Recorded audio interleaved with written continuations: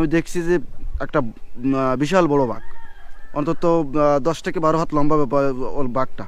যখনই ও লাফ দিয়ে মানে ঝাঁপিয়ে এসে পড়ে আমার থাবা দিয়েছে। থাবা দেওয়ার পরে মানে এইখান থেকে এই চোখের কোণার থেকে এইখানে উঠছে, আবার এইখান থেকে এখানে উঠছে, আবার এইখান থেকে আইছে। এরপরে এইখানে একটা আছে, এর একটা আছে, এসব কিন্তু সবই থাবার দাগ। বাঘের সাথে মানুষের লড়াই সেই আদিম যুগ থেকে। বাঘ ভুলক্রমে যদি মানুষের বসবাসের স্থানে ঢুকে পড়ে, মানুষ নিশ্চয়ই বাঘকে আপ্যায়ন করে না।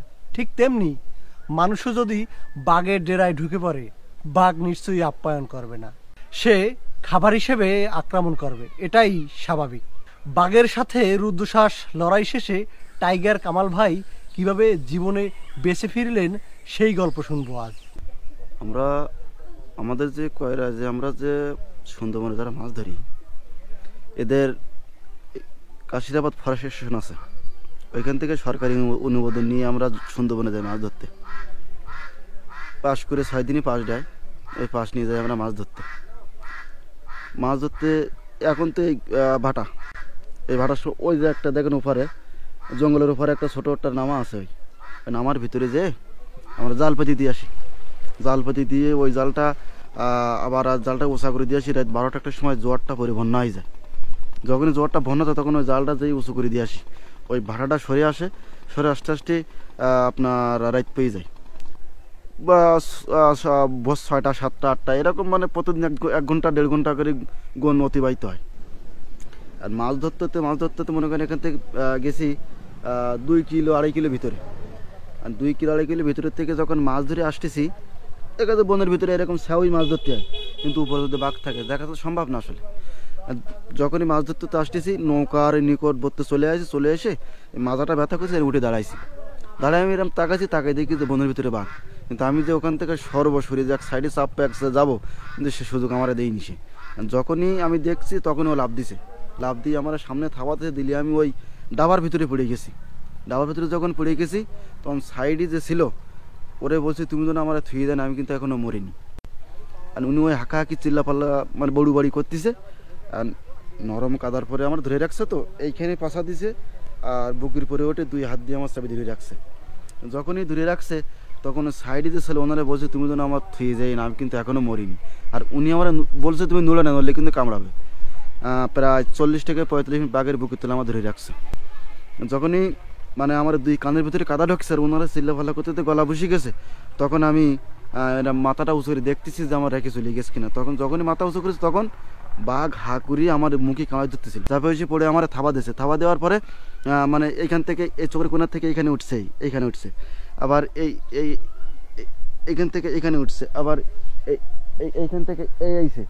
এরপরে এইখানে একটা আছে, এর একটা আছে, এসব কিন্তু সবই থাবার দাগ।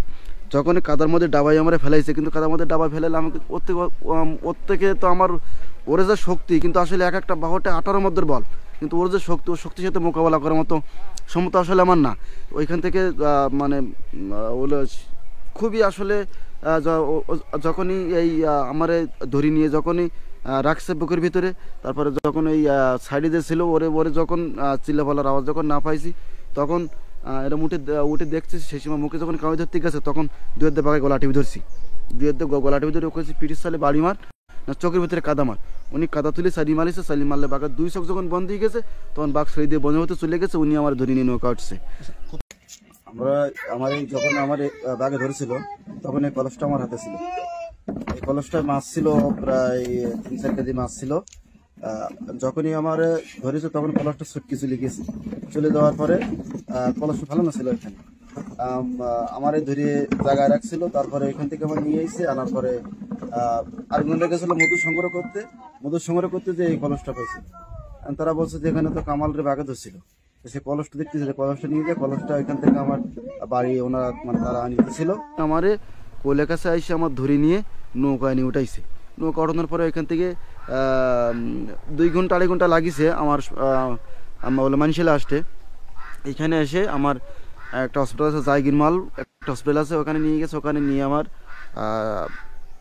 প্রাথমিক একটা ট্রিটমেন্ট দিল। ট্রিটমেন্ট দিয়ে এখান থেকে খুলনা 250 বেডে আর আমার যেই ভর্তি করাইছে, ভর্তি করানোর পরে ওইখান থেকে 3 মাস ট্রিটমেন্ট হলাম। 3 মাস ট্রিটমেন্টের পরে একটু সুস্থ হওয়ার পরে ওখান থেকে আমি চলে আসলাম। যেহেতু ট্রিটমেন্ট 250 হয়েছে, কিন্তু আসলে খরচ কিন্তু কম না। ওরা ফ্রি ট্রিটমেন্ট করে, কিন্তু যেটা প্রাইভেটে ট্রিটমেন্ট হতে গেলে যেটা খরচা তার ডবল টাকা খরচা হয়েছে আমার। আমি একটা ট্যাবলেট খাইছি 1200 টাকা, 1300 টাকা, ইঞ্জেকশন করেছে 700 টাকা, 800 টাকা, এইভাবে আমার দিছে। কিন্তু যখনই আমার সামর্থ্য না হলে তখন ওখান থেকে আমার ছাড়পত্র দিয়ে দিছে, আমি চলে আসলাম। আমার অ্যাক্সিডেন্ট হয়েছে 2011 সালে। এই এই 11 বছর কি 11 বছর 12 বছর চলতেছে। তো এখান থেকে আমি আমার ডাইন চোখের কোনা দিয়ে এখন হলো পুষ আসার পরে আমার মানে খুলনা তারেক ইন্তাস উনি আমার আসলো, এসে একটা ভিডিও নিলে, নেওয়ার পরে উনি আমার একদিন বলছে কি যে তোমাকে ট্রিটমেন্ট যদি আমরা করাই তাহলে কি হবে? আমি বললাম হ্যাঁ, ট্রিটমেন্ট যদি আমার শারীরিক অবস্থা ভালো না খারাপ, তো ট্রিটমেন্ট যদি আপনারা করেন তাহলে আমি ট্রিটমেন্ট হবো। এখান থেকে আমার তারা নিয়ে গেল যে ঢাকার শ্যামলিয়া জাতীয় চক্ষুবিজ্ঞান ইনস্টিটিউটে। আমি জাতীয় চক্ষুবিজ্ঞান ইনস্টিটিউটে ট্রিটমেন্ট হয়েছি। এই 3 মাস এখনও ফুল হয় না, এখনও অল্প অল্প কয়েকদিন বাকি আছে। ওনারা ওখানে যে আমার দেখলো, দেখে শুনে করছে যে সবই দেখছে, দেখে অপারেশন করেছে। অপারেশন করে আমারে বলছে যে আপনার চোখের 2টা বলাক, একটা ভালো আছে আর উপরটা সিঁড়ি চেকন হয়ে গেছে। তা ওখানে ওই পানিটা বন্ধ হবে না, তবে পুষটা বন্ধ হবে। তো সেইভাবে ট্রিটমেন্ট হয়ে আমি বাড়িতে আসলাম। বাড়িতে এসে 2 মাস ভালো ছিলাম। 2 মাস পরের থেকে আবার আমার পুনরায় এখন চোখ দিয়ে মানে পানি আসতেছে, জ্বালা যন্ত্রণা করতেছে, আবার পুষ আসতেছে, খুবই কষ্ট করে বেঁধে। কিন্তু আসলে আমার এই তারেক ইন্তাস খুবই আমাকে হেল্প করেছে। আমার ঢাকার এক ভাই সোহেল নামে, সেও আমার খুব হেল্প করেছে।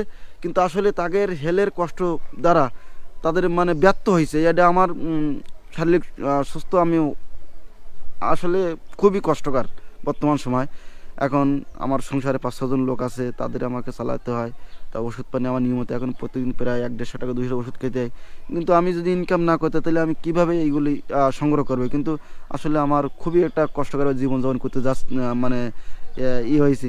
তবে আসলে যদি আমার এই ভিডিও দেখে যদি কোনো ভাই, কোনো বন্ধু, কোনো যদি আমাকে একটু হেল্প করে, তাদের সহযোগিতার দ্বারা যদি আমি যদি ট্রিটমেন্ট হয়ে আমার বাল বাচ্চা, আমার মা বাবার সামনে থেকে যদি আমি তাদের করতে পারি, তাহলে আমার মনে আমার জীবনটা ধন্য মনে করি। আমি খুবই একটা ইসের ভিতরে আমি আছি এখন। আসলে তারা যদি আমার একটা সাপোর্ট, হালকা সাপোর্ট দেয়, এর আগেও সাপোর্ট দিছে, আর এখন যদি তারা আমরা হালকা করে দেখে একটু সাপোর্ট দেয়, তাহলে এদিকে অনেক অনেক অনেক সচ্ছল আছে, অনেক সচ্ছল ব্যক্তি আছে, তাদের কিন্তু আসলে বিষয় না এটা 2,000, 10,000, 5,000, 100, 200 এটা কিন্তু তাদের পক্ষে কিন্তু আসলে সম্ভব। অনেক সচ্ছল ব্যক্তি আমার যদি হেল্প মানে করে, তাহলে দেখা যায় আমার এখন ভারতে যাইতে হবে। ভারতে প্রায় 2,00,000 টাকার একটা বলেছে আমার, এখানে হবে না, ভারতে যে আমার ট্রিটমেন্ট হইতে হবে। তারা যদি সবাই যদি একটু একটু করে আমাকে একটু সাহায্যের হাত বাড়ায়, তাহলে আমি একটু ট্রিটমেন্ট হয়ে যদি আপনার বলে তাদের মাঝে, তাদের সঙ্গে থাকতে পারি, তাহলে আমি আমার জীবনটা আমি মনে সবচেয়ে ধন্য মনে করবো। আমি যে কদিন আল্লাহ আছে সে কদিন তো বোনাস জীবনে আসি আর কি। আসলে এখন সমস্যা চোখের খুবই খারাপ, সবসময় জ্বালা যন্ত্রণা করতেছে, পুষ আসতেছে, খুবই কষ্টকরের ভিতরে আছি।